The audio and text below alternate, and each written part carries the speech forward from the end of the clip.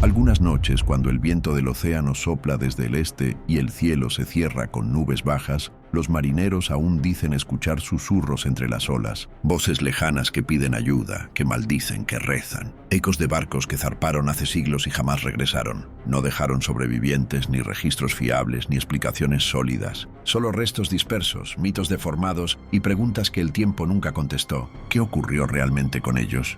¿Tormentas imposibles? ¿Ataques piratas? ¿Sabotaje? ¿O algo más inconfesable? Hoy abriremos un cofre de secretos del pasado. Historias enterradas bajo siglos de silencio y sal. Esta es la crónica de 7 naufragios coloniales tan extraños, tan inexplicables, que ni la ciencia moderna ni la lógica náutica han podido resolver. Acompáñanos porque el mar, cuando calla, lo hace para proteger sus misterios más profundos. Nuestra primera historia comienza en el corazón del Caribe, en el año 1654. El Nuestra Señora del Juncal, un galeón español imponente, partió desde el puerto de Veracruz, cargado de riquezas del virreinato de la Nueva España. Oro, plata, perlas, porcelana y secretos, muchos secretos.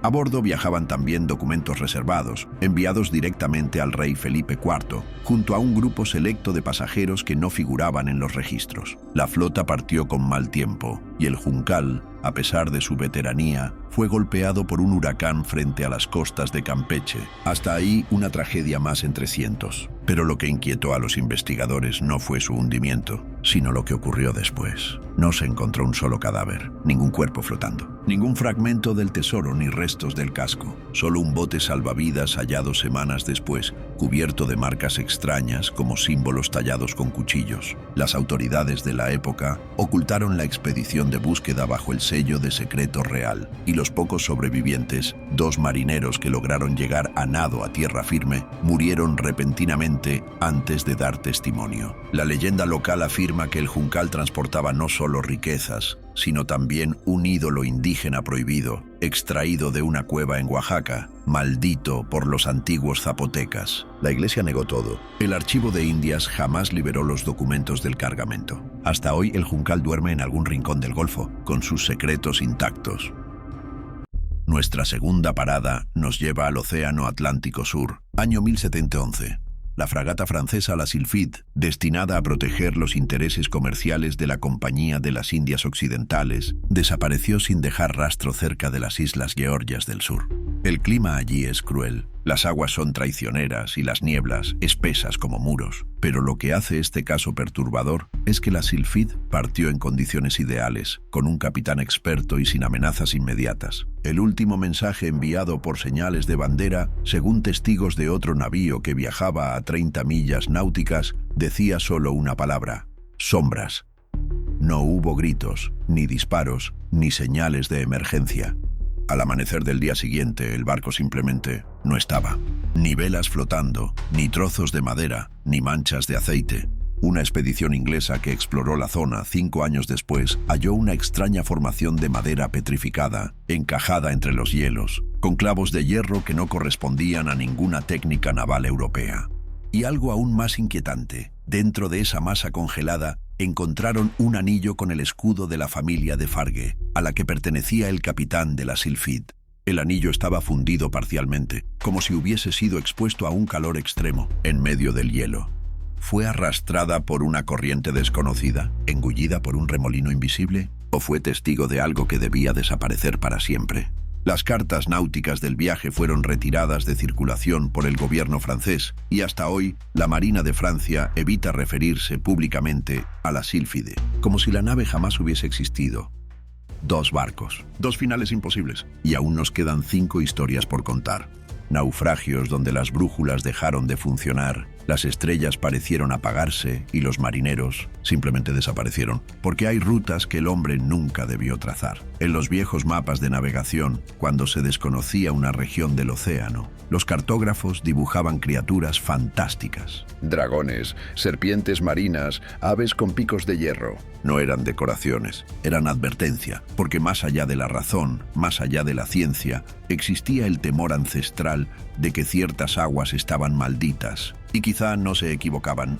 Año 1609. El HMS Sea Venture, orgullo de la flota inglesa, parte hacia Virginia como parte de una misión colonial clave para la corona británica. A bordo viajan más de 150 personas, entre colonos, soldados, oficiales y un joven escritor llamado William Strachey, quien documentaría cada detalle del viaje. Pero tras cruzar el Atlántico y acercarse a las costas de las Bermudas, una tormenta los atrapa. Lo extraño no fue la tormenta, sino su comportamiento. Durante 3 días y 3 noches, la lluvia caía de manera vertical perfecta, sin viento. Los rayos caían en círculos y el mar rugía como si estuviera vivo. El timonel, en su delirio, gritó que el océano estaba intentando hablarles. Milagrosamente, parte de la tripulación sobrevivió. Aseguraron que el barco encalló en un arrecife, pero la forma en que describieron el naufragio fue inusual. El mar se abrió y luego nos cerró como una trampa. Strachey, antes de morir en Inglaterra, escribió un manuscrito que inspiraría a Shakespeare en su obra La Tempestad, pero en los márgenes de ese texto hay anotaciones que nunca se publicaron. Símbolos, nombres antiguos, una palabra repetida 3 veces. Próspero. ¿Fue un naufragio o un experimento? Las crónicas oficiales fueron modificadas y los sobrevivientes dispersados sin explicación, como si alguien quisiera que la historia fuera olvidada. Ahora viajamos a las costas del Perú. Año 1737. El San Andrés, un navío mercante español, zarpa del Callao rumbo a Panamá. Llevaba cacao, esmeraldas y tablillas de cobre para fundición, pero también llevaba a un pasajero incómodo, un sacerdote jesuita exiliado por sus ideas heréticas. El padre León María Cifuentes había sido acusado de practicar rituales indígenas y de traducir el Popol Vuh al latín. Nadie sabe cómo logró un lugar en ese barco. 4 días después de la partida, el San Andrés desapareció frente a la isla de Lobos de Tierra. Lo inusual del caso fue el hallazgo de su campana, 10 años después, en un arrecife de Brasil. No se explicaba cómo llegó hasta allí. Para lograrlo, el navío habría tenido que navegar contracorriente, sin tripulación, sin velas, por más de 1000 kilómetros.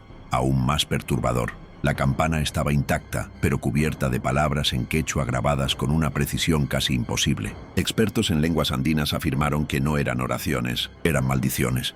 El Vaticano exigió la entrega del objeto, que fue enviado a Roma. Hoy se desconoce su paradero, y el nombre de León Cifuentes fue eliminado de los registros de la Compañía de Jesús, como si nunca hubiera existido.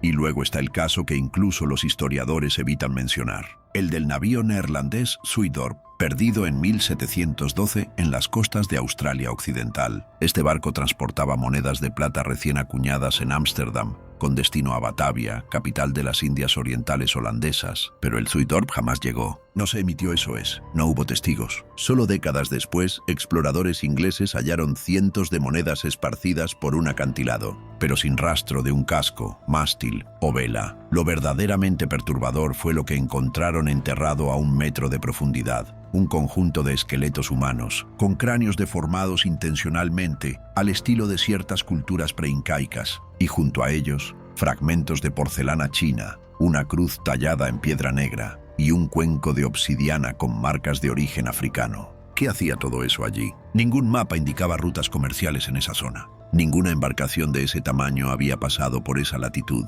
Aún más extraño, uno de los cráneos mostraba una prótesis dental de oro y marfil, tecnología inexistente en Europa del siglo XVIII. Las autoridades australianas declararon el lugar como sitio de investigación arqueológica reservada. Pero los pobladores locales cuentan otra historia. Dicen que los aborígenes de la zona aún recuerdan, en sus cantos ancestrales, la llegada de hombres blancos con fuego en los ojos, que traían consigo el canto de la muerte y que fueron devorados por la tierra misma, como castigo por profanar lo sagrado.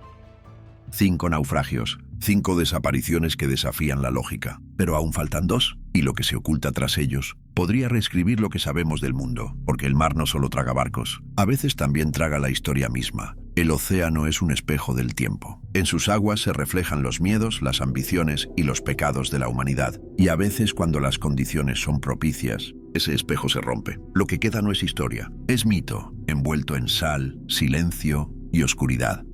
El 6º naufragio es uno de los más inquietantes y menos documentados del período colonial. Se trata del Santa Isabel de las Almas, un pequeño bergantín portugués que, según los pocos registros disponibles, desapareció en 1623 durante un viaje entre Cabo Verde y Recife. La nave no era especial, salvo por lo que cargaba: un grupo de prisioneros africanos capturados por traficantes de esclavos que operaban ilegalmente, incluso para los estándares de la época. El Santa Isabel no figuraba en los manifiestos oficiales del reino. Era un barco fantasma en todo sentido. Lo que ocurrió con él podría haberse perdido por completo, de no ser por un único testimonio. En 1640, un misionero franciscano aseguró haber encontrado, en la costa del actual Marañón, a una pequeña comunidad de personas que hablaban una lengua desconocida, adoraban al mar y se negaban a acercarse a cualquier barco. Lo desconcertante no fue su presencia, sino su tecnología. Tenían herramientas de hierro, espejos de obsidiana pulida y una estructura circular en piedra que imitaba un timón orientada al sol. El fraile escribió un informe detallado, enviado a Lisboa, pero jamás recibió respuesta.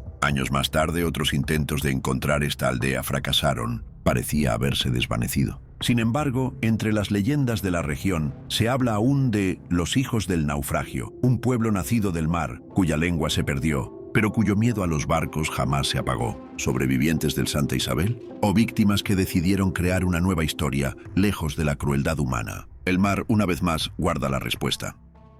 Y así llegamos al séptimo y último caso, uno que no debería existir, porque según todos los registros disponibles, el Astra da Fé, una carabela portuguesa de la década de 1580, jamás zarpó. Aparece en inventarios, en planos navales, incluso en cartas entre nobles, pero no en bitácoras de viaje, ni en puertos, ni en crónicas. Sin embargo, en 1958, un grupo de pescadores brasileños halló una estructura de madera carbonizada encallada en la costa de Alagoas. Lo inusual no fue solo su forma, claramente renacentista, sino el objeto que encontraron dentro, una esfera armilar de bronce, inscripta con símbolos templarios y una fecha imposible, 1571. Aún más desconcertante, el nombre grabado en su base era inconfundible: Astra da Fé. ¿Cómo llegó allí un barco que oficialmente nunca navegó? ¿Fue ocultado deliberadamente? ¿Una misión secreta? Algunos historiadores creen que esta carabela fue construida para una expedición religiosa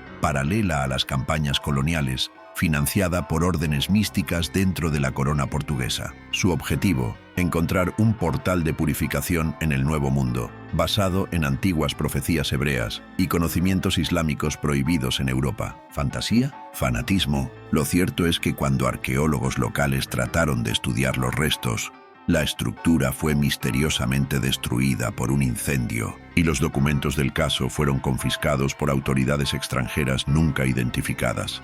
7 naufragios, 7 silencios. No se trata solo de barcos hundidos, sino de fragmentos borrados de nuestra historia. Cada caso, una cicatriz en el océano, una grieta en el relato oficial y una advertencia: no todo lo que se pierde en el mar se debe al azar. A veces lo que desaparece lo hace porque alguien no quiere que lo encontremos. Y entonces volvemos al principio, a esas noches donde el viento trae ecos imposibles, donde las olas parecen susurrar nombres olvidados, donde el océano, en su infinita memoria, aún guarda secretos de madera, sangre y sal, secretos de un pasado que preferimos no mirar, porque nos recuerda que el poder, la ambición y la fe, cuando navegan juntos, a veces naufragan. Si esta historia te hizo mirar al mar con otros ojos, imagina lo que vivieron ellos. Dale like, comparte y suscríbete, porque la marea del pasado aún guarda secretos. Y aquí, en el Océano Secreto, seguimos escuchando su llamado.